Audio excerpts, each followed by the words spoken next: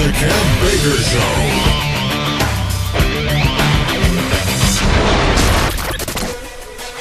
Seeking answers to age-old questions. Deciphering the world painted around you by the mainstream media. This is The Kev Baker Show. And now, here is your host, Kev Baker.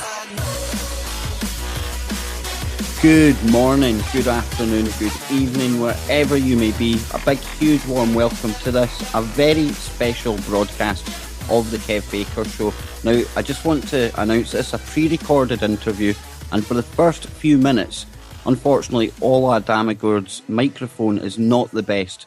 But please bear with it, folks, because this is an interview that you really do not want to miss. Myself and Marty are sitting here in the chat, waiting for the black helicopters. So, without any further ado, Marty, let's get into this, man. Let's do it. This is going to be a pre-recorded interview. Myself and Martin and Johnny Whistles have almost been going for a year now. So the joy of having a pre-recorded interview like this is, although we'll still be there in chat, it kind of gives us a bit of a night off. Now then, tonight, I'm going to be joined by Martin, my co-host, just in a short time. But what a really, really great show I have lined up. Now tonight, returning to the show, a good friend of mine, Ole Dammegard, and he is a returning guest, obviously. He's been on a number of times before covering false flags. The former journalist, artist, musician, and author of the book, Who D'Etat in Slow Motion. And you can find Ola's work over at lightonconspiracies.com. Now we're also going to be joined tonight by Ola's friend, Jean Chip Tatum. Now he is a Vietnam Special Forces Air Combat Controller, Defense Intelligence Asset, and US Army Special Operations Pilot, flying classified missions during the US invasions of Grenada. Tata was also involved in the Nixon administration's relations with China, NASA's Apollo program, the Iran-Contra affair, and other classified intelligence operations dating through to 1992. Now, he's a 25-year CIA deep cover agent, a member of the ultra-secret Pegasus hit team, working directly for sitting president and author of the Tatum Chronicles and Operation Red Rock, Nixon's darkest secret. So, Mr. Dammegard, welcome back to the show tonight. And after that introduction for your friend there, I bet the listeners are just dying to get into this. But you can tell us a little bit more about what you've been up to just lately, and then obviously your good friend Chip. Well, thank you for having me back on, Kev. I would say that, I've dedicated some 30 years plus of my life to reveal what is going on in the world behind the scenes. I've focused mainly on major assassinations and false flag operations, terror acts, so-called terror acts, which very often, if not almost always, turns out to be an inside job, and with the same global so-called elite in the background, in the scenes behind this whole thing. And over the years, one of the things that I've really looked into very deeply is the JFK assassination and the assassination of the Swedish Prime Minister Olof Palme. And I found some incredible links between them, showing that there were parts of the team of assassins in Stockholm 23 years after the assassination of JFK that was actually in Dealey Plaza on November 22, 1963. And this group of assassins that goes under or went under the name of Operation 40 is one of the groups that after so many years of deep research that I managed to connect and to so many of these assassinations, including the Robert Kennedy, Martin Luther King, John Lennon assassination, the death of Bob Marley, and so on. Che Guevara, the overtake of Salvador Allende, the blowing up of Orlando Lettier in Washington, D.C., and so on. It goes on and on and on, because these people have been extremely active for many, many years. And one of the people in this group was a pilot called Barry Seals that was later very, very central in the whole Iran-Contras scandal.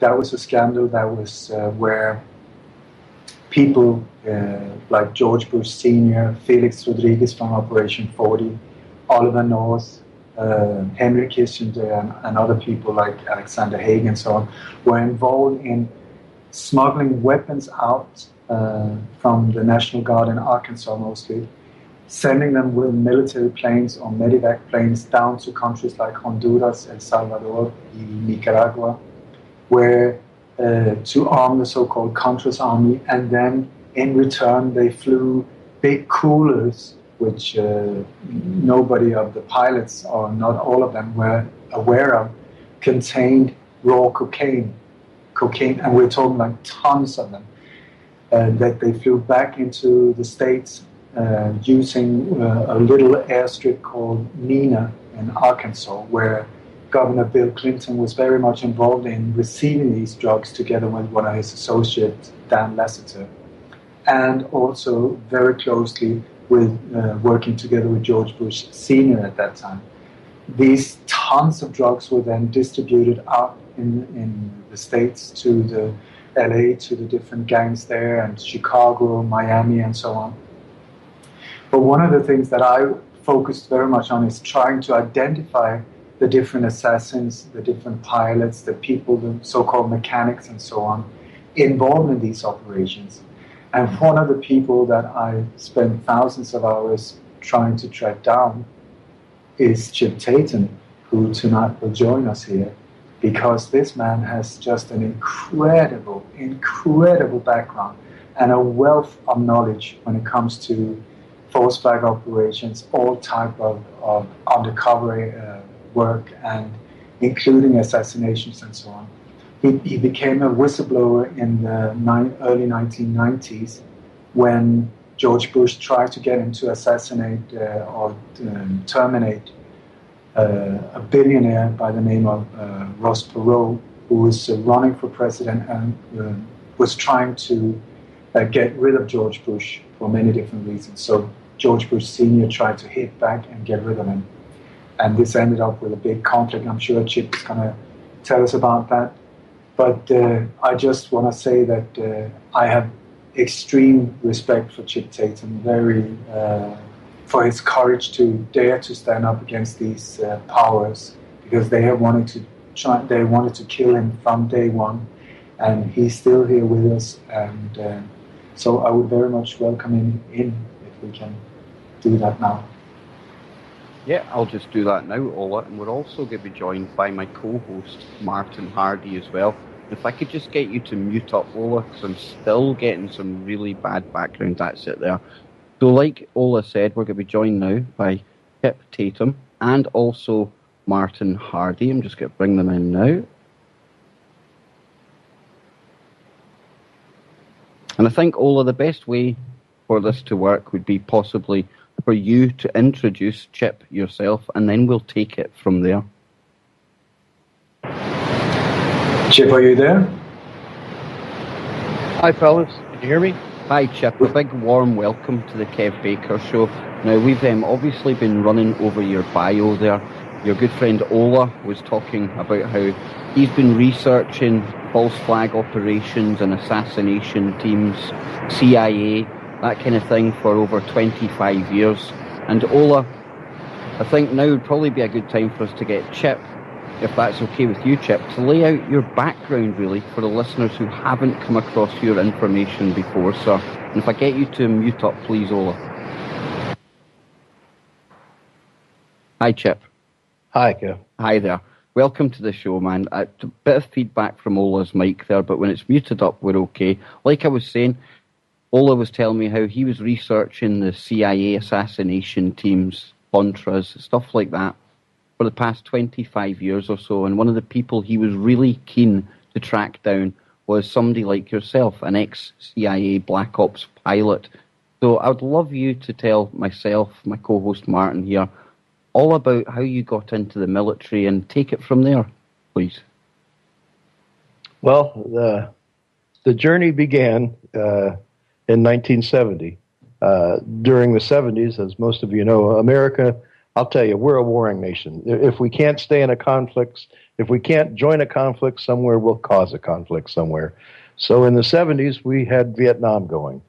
I flunked the chemistry exam, so I no longer was eligible to remain out of the draft. And so I was given the choice to join one of the services, or they were going to draft me into the Army.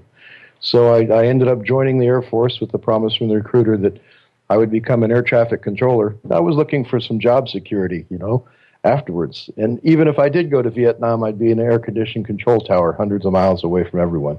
Well, the top 10% of our class became what's called combat controllers, and unfortunately, I was in the top 10%. Eventually, I ended up in Vietnam and in Thailand. And in Thailand, we were there with Task Force Alpha in support of a proprietary company flying missions, flying humanitarian supplies throughout Southeast Asia. The name of that humanitarian company is Air America. Many of you may have heard of them. I wasn't a pilot. I was a combat controller. Combat controller is a guy that calls in the airstrikes. He jumps in with a parachute between the friendly and the enemy and calls in the airstrikes. We didn't have any pararescue sufficient in the area, so they used us to supplement that also. So when an Air America aircraft or U.S. fighter went down in Cambodia or Laos where we weren't, we'd jump in. We'd make sure that the crypto gear and all of the maps showing our corridors, flight corridors, in and out, safe ins and safe out of the country without being fired upon, were taken.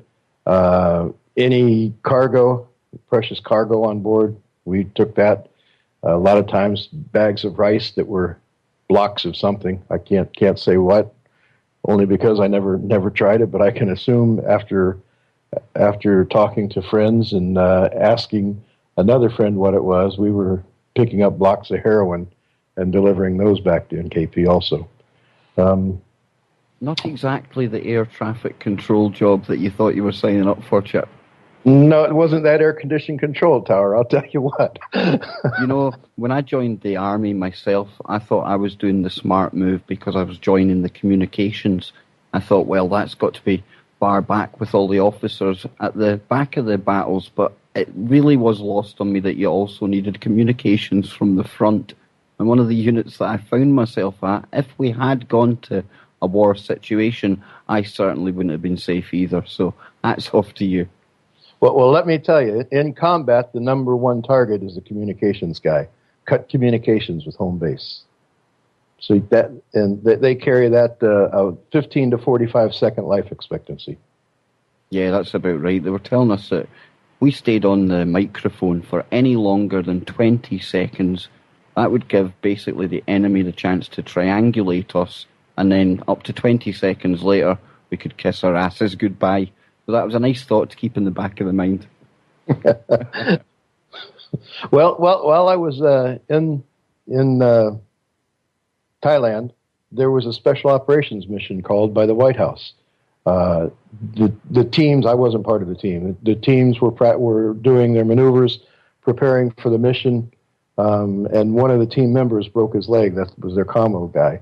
So they came to us, and I was one of three that was in country, and jump qualified. So they pulled me and threw me into what was called Team Red Rock.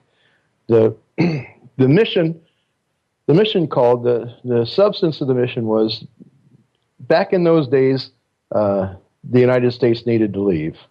They needed to get out of Vietnam because there was so much unrest. The people were in the streets and in the face of the politicians.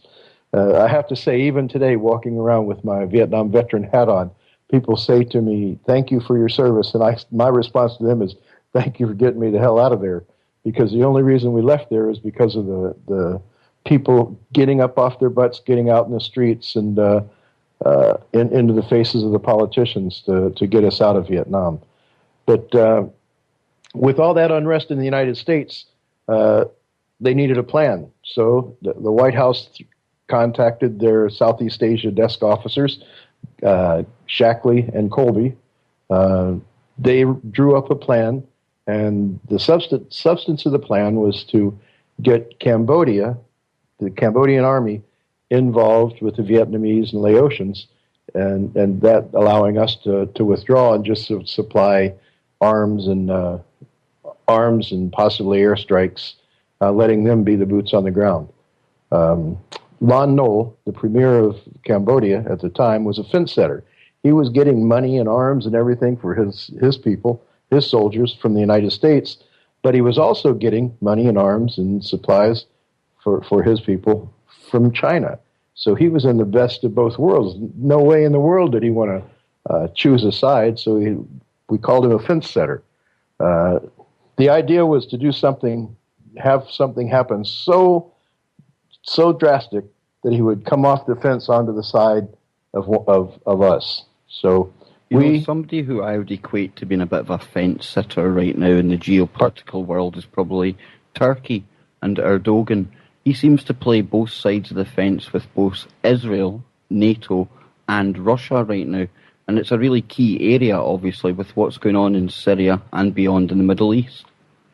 Oh, that's right. And Turkey, even though they're NATO, they just don't want to really commit. I think they're one of the largest forces, Chip, are they not?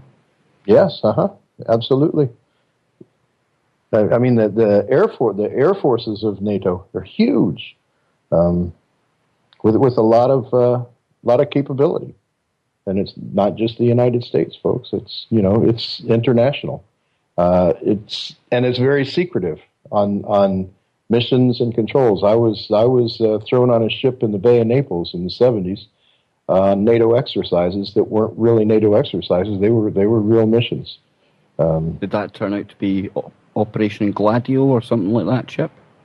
I can't tell you what operation it was. I was just the interpreter. Since I spoke Italian, they stuck me on board the ship with Italian crew. Wow. And I was a military attaché between Italian military and NATO. Now, back to your time in Vietnam, this might seem a bit off topic, but I must ask, I've always heard that the likes of the Ho Chi Minh Trail was geoengineered, and that we've seen a lot of that going on during the Vietnam War.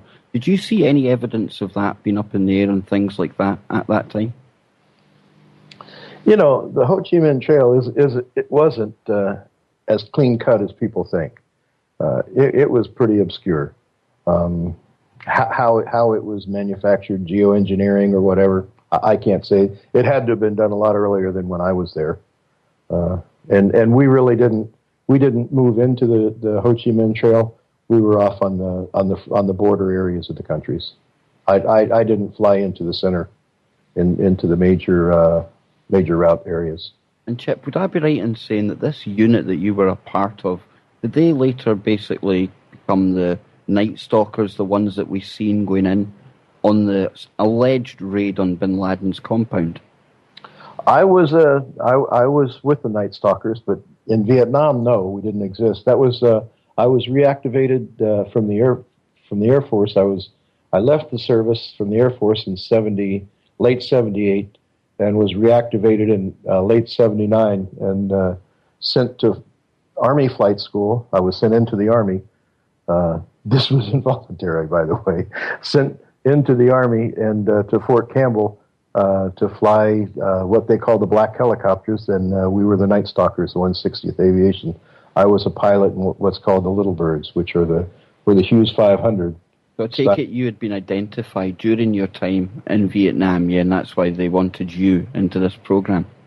Yeah, a lot. Most of us, because this was the beginning stages of the Night Stalkers, and most of us were ex-Special Forces, proven in combat, not necessarily pilots, but proven in combat. They didn't want the stigmatism of military pilots with the restrictions of what they were used to, because the 160th were supposed to be more cowboy and outside of the realm of all the safety regulations that the Army had and the military had for flight conditions, because we had to push the limit and go a bit outside the envelope. And what kind of missions did they have you working on, Chip? A lot of anti-terrorism missions. We flew a lot of missions off to ships and into Africa.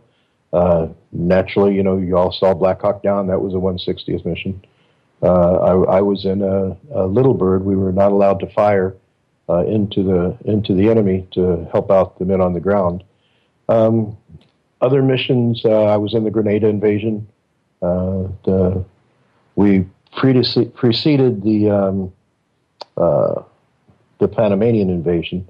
Night Stalkers were on that, but one group of us went in the night before and extracted certain personnel out of Panama before the attack. Well, I'll just bring you back in on your ship. In Honduras, I was in Honduras and Nicaragua flying missions under the Iran-Contra, but that was outside of the realm of the Night Stalkers. But it was while you were with the Night Stalkers, yeah? No, they transferred two pilot teams out of the Night Stalkers in around 84, 85. In 85, they transferred a couple crews out of the Night Stalkers into medevac units because the Bolanak came out during the Iran-Contra, during the Contra support missions, which didn't allow combat personnel to go in and help the Contras. So the only ones that could go in were humanitarian. So they took us combat pilots, us combat top secret spook pilots, put us in medevac helicopters flying medical missions, supposedly, and we posed as medevac pilots going in and out of Nicaragua and Iran and the Contra camps, the Nicaraguan Contra camps. And of course, when people hear Iran-Contra, one name that's synonymous with that is obviously Oliver North. Do you ever come across Oliver North, Chip? He was my boss. Reported straight to him. Oh, well, you could say you came across him then, yeah. Several times. What kind of character are we dealing with there, Chip? Any dirt on him? Well, let me tell you, folks. Here's a guy, Lieutenant Colonel, and he was a family man. And at the Pentagon, he never had change enough to buy his own Coke. He'd always be scalping quarters from people to buy a Coke to drink. and all of a sudden, he's a millionaire. Now, what's up with that, huh? I know what's up with that because I was flying the drugs for him out of Nicaragua into Honduras, delivering them to Air Force, U.S. Air Force, Panamanian Air Force, and civilian aircraft. One of the people we delivered into on the Pacific coast, a small airport there controlled by the Honduran military, and ex-General Alvarez controlled that zone, was Barry Seal. And, we had several groups coming in and out of there. William Cooper, of the fame that was killed in the C-123 that crashed and started the whole Iran-Contra controversy.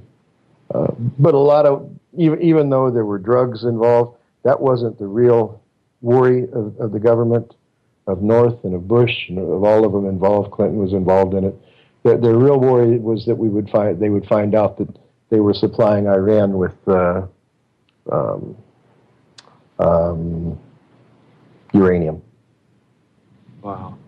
Now, Chip, I know you mentioned the drugs thing, and you mentioned Nicaragua, and that kind of took me back to the work of Gary Webb, and the whole, cocaine scandal of the CIA and stuff like that. Now, do you think there's any connection, to this, maybe a little bit of social engineering, or do you think they really use this money to fund black ops and rebel groups and, stuff going on in the dark without the public granting them, the funding and stuff? I think that they used it for their own pocket and for black ops. I know they did. Yeah. We moved money. We moved money for them. So it makes me think, if we've seen the stuff that's gone on over the years. So I mean, there's no doubt in my mind that this stuff probably still goes on today, doesn't it? Especially in Afghanistan and the poppy fields. It's the global addiction to heroin seems to have gone through the roof. Since the troops have been over there. So it doesn't make sense. This whole war on drugs thing. It seems to me that they're behind it. Well, it's a two-edged sword. On one side, America is a country of addiction. I mean, they love their drugs, and they if they weren't on illegal drugs, they would have been. They were on prescription drugs here, and so when, like in the state of Florida, Pat Bondi Attorney General here, came down hard on all what's called the pain clinics, providing Oxycontin, oxycodone, all these products into people that were suffering from pain. But there were the people who were just addicted, getting their stuff from that too. So she basically almost all but outlawed these pain medications in Florida. So that opened up a market, a huge market. The cost of the pills went the illegal pills that were in the black market went so high that it became cheaper to buy heroin and get a better fix. And so here we are. We have our soldiers and we have our people in place in Afghanistan. And we thought, well, why not just increase the supply? This is Truth Frequency Radio. The wicked ones, obviously under heavy Masonic influence. Us back. We're joined tonight by Ole Dammegard and Chip Tatum, and of course, I'm joined by my co-host, good Hardy. Now, before the break, Chip was laying out all his experience with his time in Vietnam with the Night Stalkers. We were even getting into some Iran-Contra. And Ola, I'd like you to lead Chip into the next section of the interview, if you please. Well, one of the people that I spent many, many years tracking down, that was a former member of the so-called Operation 40, was a man by the name of Barry Seals, and a man that later became a close friend of Chip's. And this man, I would say, was a bit of a genius when it came to drug smuggling. He took it to a whole new level, and I think it was the first time in modern history when, from a just ordinary flights with drugs in and out on a small scale, he took it to the level where he used military intelligence, military equipment, the whole network and setup of an incredible drug smuggling machine. But that also made him become a big threat, and I know that in the end he had made very, very big enemies with George Bush Sr. and the Bush family, among others. And I know that one of the things that he was assassinated in a very brutal way.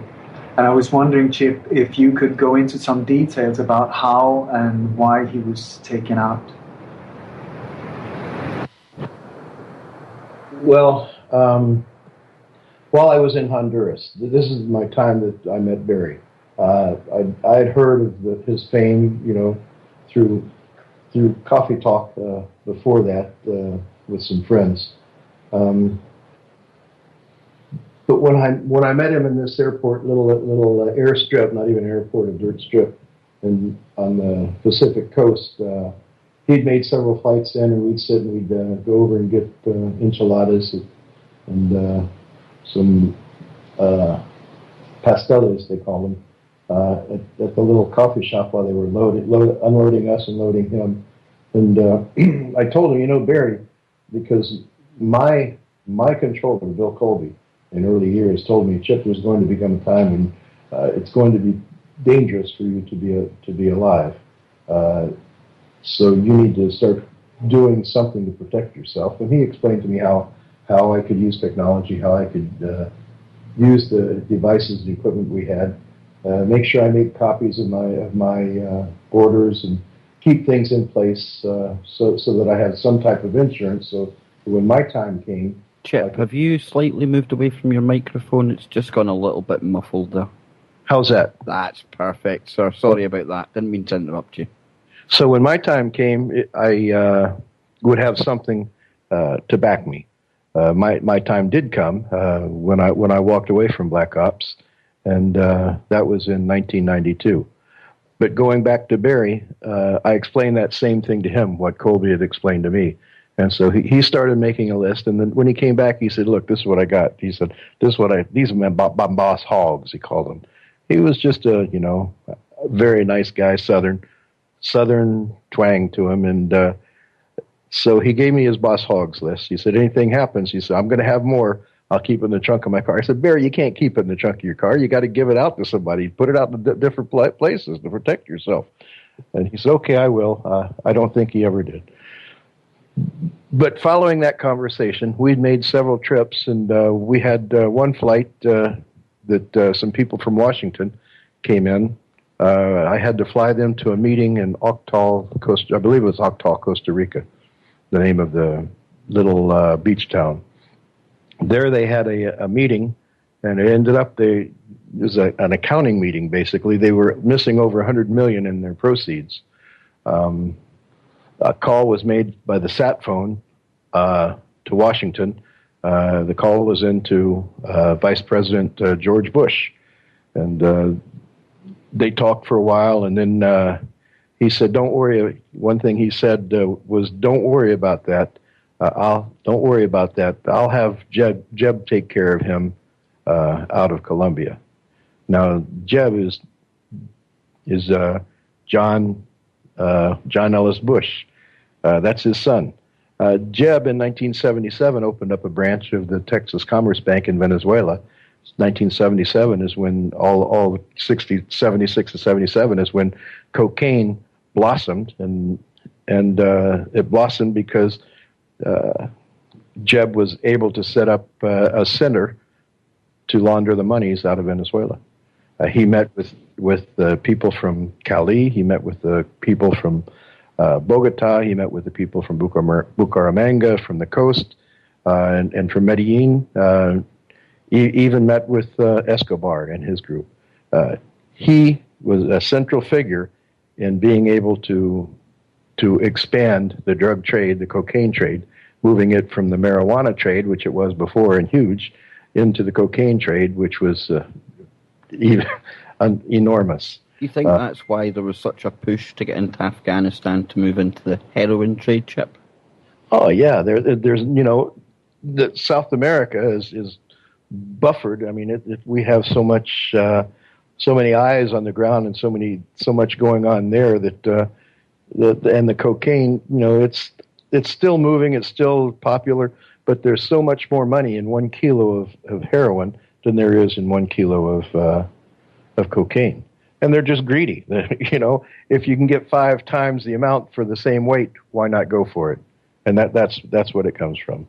Plus, even the cocaine now, a lot of it's being shipped out of South America over to Africa, being shipped up through Africa and into Europe and back over here, because that's the safer route. There's less loss.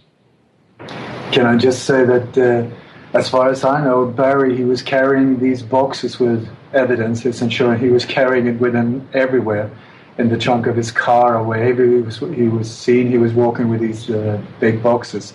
And in the boxes were, as far as I know, films of Jeb Bush and George Bush Jr. receiving drugs in Florida, especially one place where he photoed them.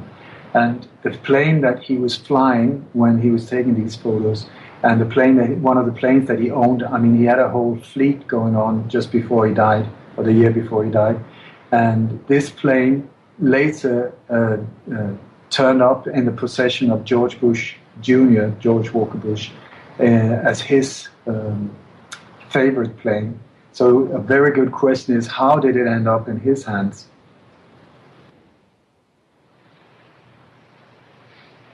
The only one that can tell us isn't speaking anymore, since Jeb had the Colombians take care of him outside of the halfway house in Louisiana. He was killed by Colombians, just like his dad gave him the charge to do. It is said that there was 3 people in the squad that took care of him, but as far as I've been able to find out, there was actually 8. Do you know if that's true? I really don't. I didn't get into. I had no doubt what was done. He was neutralized. I heard the order be given, and I hadn't seen it. I didn't see him after that, so there was no doubt what happened. How they went about doing it, Ole, I don't know, but I know it was Colombia. It most likely was run through Colombia. A lot of times, even if it's when they say Colombia, even if they don't use Colombians, they run it through their contact there, and their contact hires it in. But I believe in this case it was Colombians. Yeah. I just want to say also that he died just about 1 week before the Swedish Prime Minister Olof Palme was assassinated as well. And then a whole long line of people involved in illegal arms dealing and drugs and so on in Europe. So the chance of it being connected, I would say it's quite big. Yeah, and not only Barry, like you say, there was a whole line. There was Pat Weber, who was Amiram Nir. There was General Gustavo Alvarez, who I had mentioned a moment ago. All these people ended up dying very quickly. There was the North Camp commander for the Contras who oversaw the camps for. It wasn't because they were in the north. It was they were named because Ali built them. So there was a lot that went on, a lot of work to do, a lot of cleanup before the testimony and the hearings were to take place, and they were coming on pretty quickly, and all these people started dying, including a ex-CIA director, Bill Casey, who was scheduled to testify, but he died of an aneurysm the day before under elective surgery. He decided to go into surgery rather than go in and accept. Well, you know, Chip, if it hadn't been that, I reckon he probably would have had a drastic accident with his nail gun in his garage the day before. Something would have happened. Who knows what? But you can guarantee something would have happened with these guys. You know, Chip, I say because I ended up being charged with treason. Yeah? So you know, it's they're no one to play with. Now hold on a minute. You were charged with treason, Chip? That's right. Charged with treason. Spent 27 months in prison before a federal judge finally came up and said, "Come on, guys, you can't do that. You can't charge him with treason." It was before 9/11, so they had to prove it. After 9/11, they don't have to prove shit. Now, what was their grounds for this treason charges? My insurance policies. When I quit, I gave them a videotape of what I had collected, and told them if they kill me, it comes out. If they mess with my family, it comes out. Don't hurt anyone in my family. Don't hurt me, or it comes out. So it was their scare tactic. They told me, you know, they came to me months later and said, you know, we're going to charge you with treason if you don't give us that stuff. I said, come on, guys, you can't charge me with treason. No way you can charge me. Well, I'll be damned if they didn't. And I got thrown in Florence underground for 6 months.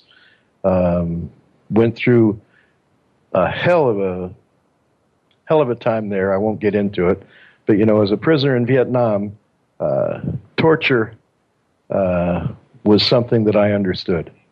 And so the things that they did to me didn't even compare in Florence and the Bureau of Prisons didn't compare to what I'd received in Cambodia. So they didn't get anywhere. Absolutely unbelievable. And you know, if only a young Edward Snowden had listened to somebody like yourself before he had trusted somebody like Glenn Greenwald, Chip, he might well have found himself not having to hide out in Russia right now. You know, if he still has, and I don't know that he does, but I doubt that he does because he dumped so much stuff. You know, he shouldn't have dumped it all. He should have kept the best parts, and I'm sure he has some good stuff there. I downloaded, actually it was sent to me to go through it, but it's so huge I didn't. But he could have protected himself. There are ways he could have protected himself, and possibly still can. But he'd have to go to prison and sit in prison because that's exactly what they'll do with him. And Chip, on you go, Mari.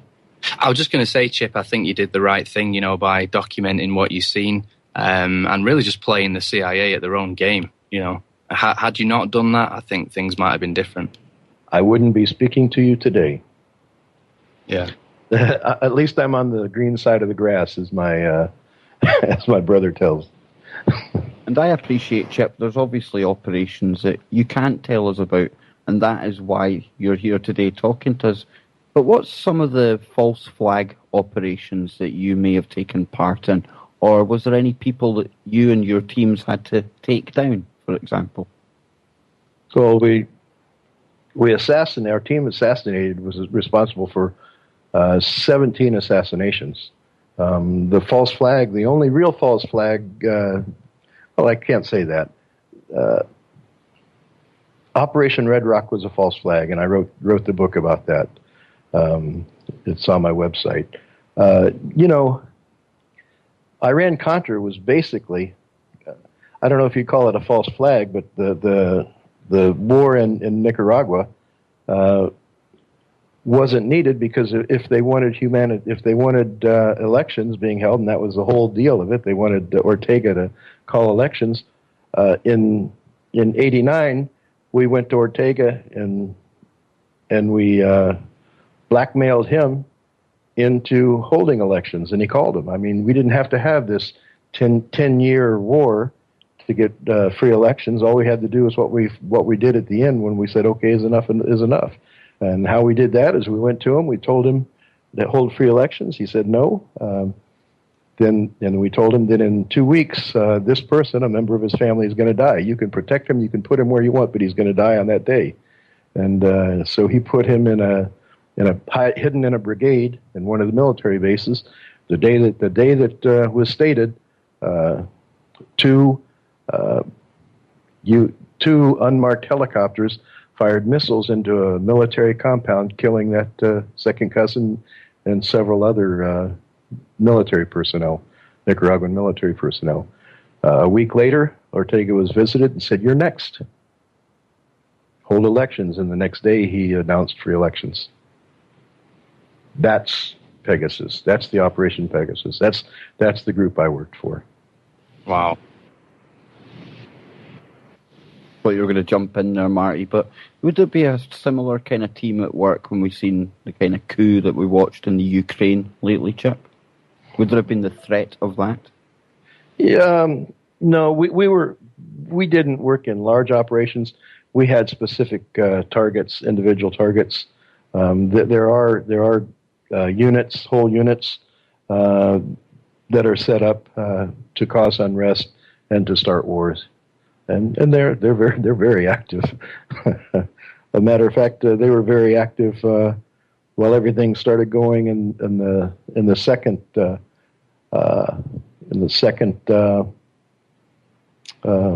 desert conflict when we went after Hussein. Now, by very active, Chip, is there anything you can tell us more detailed than that? I can't, only because the only reason I can talk about what I talk about is when I was charged with treason. We presented what's called a Classified Information Procedures Act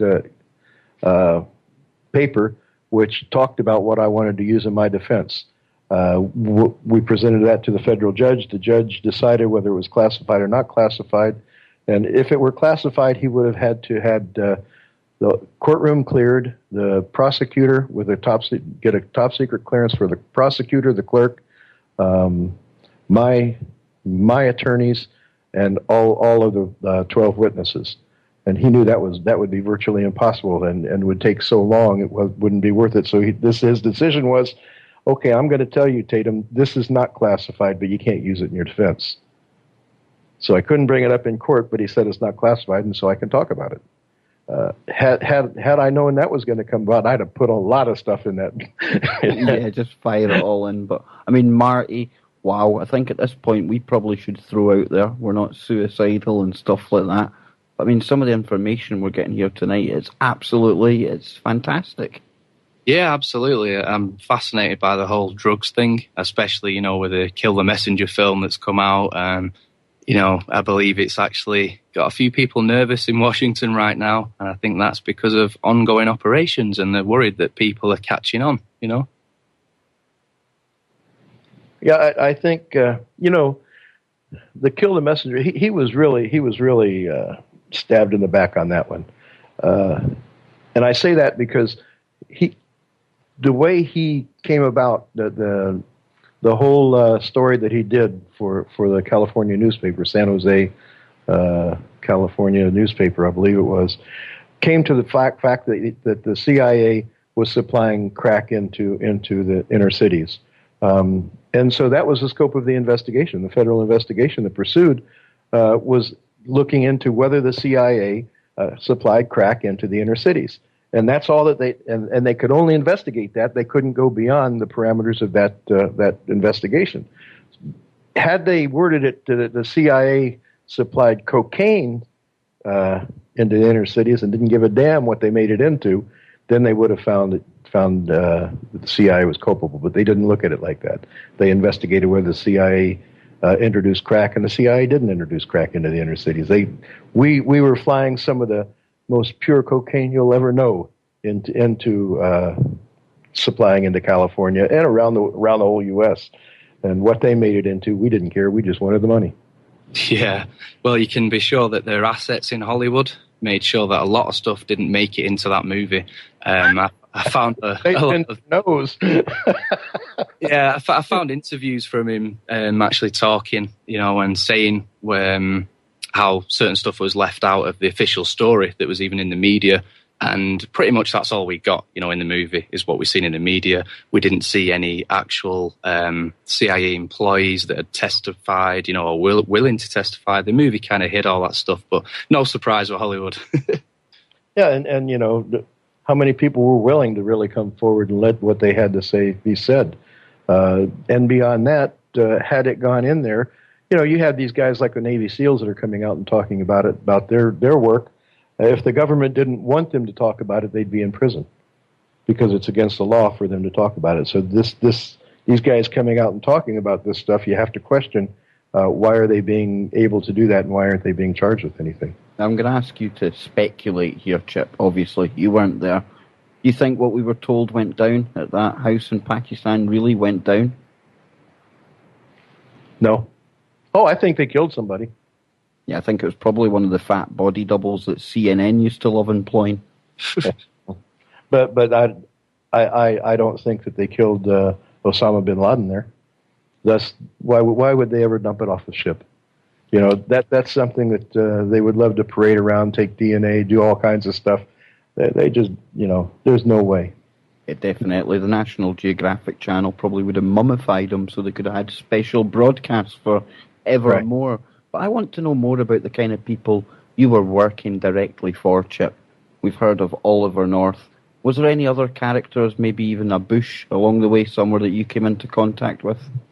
I did run into a Bush, 1976, when he became the director of the CIA. I worked for him directly. When Colby went out, he was my control. I worked for Bush, and he stayed in for a little over a year, and he left. And when he went into the White House as vice president, he called me back in. So yeah, I know George Herbert Walker Bush very well, and worked for him when I went back in. We worked. I worked through the Defense Intelligence Agency, being controlled by the White House and the National Security Council. After I left. After they took me out of active military service in late '86 and transferred me up to the Canadian border, we worked directly in what's called the operational subgroups under the Terrorist Incident Working Group, which is headed by the president and vice president. What was your role when you were in these groups, Chip? I was a commander of one of the OSGs. The OSGs, we had 3 active and 2 inactive OSGs, and we would rotate those into activity and inactivity. And while you're active, you would be called to do in any number of missions. You had different cycles you were on, just like with special ops. When we were called to do neutralizations, I know that Ole had talked about the circle of death surrounding when the time frame of the death of Olof Palme. There were many deaths in that time frame, and we were involved in some of those deaths. Pat Weber, the Amiram Nir, the Israeli person from the Mossad agent that was the interface into the White House for Iran-Contra. He was one that we were tasked with taking out. Now, Chip, when you bring up a Mossad there, is it right in my kind of belief that I've formed that, say, MI5, MI6, Mossad, they basically get an outside agency in to do something that they can't do? Is that the kind of thing you're talking about? Yeah, if it's beyond the scope of Israel's parameters to do something, they may contact the United States. The United States does it. If the United States can't do it, they may contact another country. I know Israel couldn't. It's beyond their parameters to take out their own politicians. It's beyond their belief. So when they wanted to take out a particular president there, they contacted... When you look at some of the stuff they get up to in Palestine, how hypocritical is that, Chip, really? Come on. I don't know. Oh, you just got to laugh sometimes at the hypocrisy of it all. If it were up to me, I'd take that holy mound and I'd blow the crap out of it. That way no one would be fighting over it. Agreed. All over a damn piece of rock. And one of our co-hosts here on the network, Joe Joseph, he was even telling us that when they go to the Wailing Wall, it's not even what they think it is. It's the remains of Fort Antonio. But what they're actually doing is they're bowing down to Rome. So, I mean, it's ludicrous that piece of land causes so much grief. Now, we're almost at the end of the first hour, folks. Ola, how's it going, man? You're muted up there. You're awfully quiet. Me and Martin are hogging your friend here. No, but it's always a pleasure to listen to Chip. So I prefer to be quiet and listen and learn. And so, just a quick question, Chip. Do you think that Bill Casey was aware of when he went into operation that he wouldn't come out? That he knew that his time had come? No, I'm sure that he thought he would be coming out. I'm sure that he thought that he could claim, just like Reagan claimed that he couldn't remember after the operation. He figured he'd come out and say, "Hey, I lost my memory from that time, so I can't help you on that." Well, he was in for a surprise. Yeah. Well, it was probably a silent surprise when he went. Yeah. And Marty, that says almost up at the end of the first hour. Well, there you go, folks. I hope you enjoyed that tonight, that pre-recorded episode of the Kev Baker Show. Now, coming up right after this show, stay tuned for Joe Joseph. Him and Gwen Caldwell will be breaking down last night's Dragon interview and also taking a historic look at the crimes of the Western Cabal. Stay tuned for that. Don't go anywhere, folks, and wherever you are, make it TFR.